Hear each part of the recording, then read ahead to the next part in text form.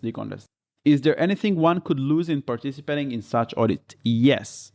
In Sherlock's, you have penalties if you submit too many invalid issues.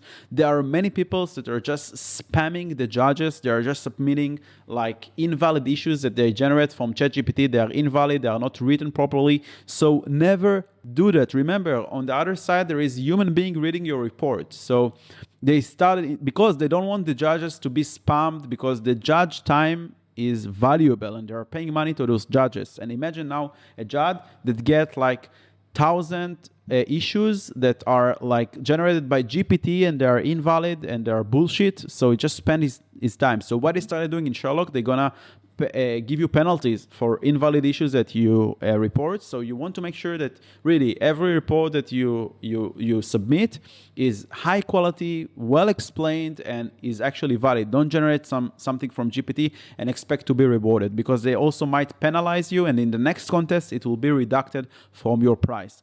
In Codehawks, they have, I didn't went through the whole documentation, but they have something similar. So you have some kind of, if you submit too many invalid issues, they might ban you from the platform completely. So it doesn't mean that, I'm not trying to scare you and tell you don't submit issues, but just really think through and invest in your reports, right? Make sure that the issue is correct. Either write a POC or go through like the state transitioning, make sure that it's actually valid, and also invest some time in writing the report. Because also if it's a good report, if you explain it correctly and the structure is good, you might get even bonuses, because it will be the selected for the final report, the selected issue for the final report. So really don't submit bullshit stuff to contest, to save the time of the judges, and that you will be respected and treated more seriously.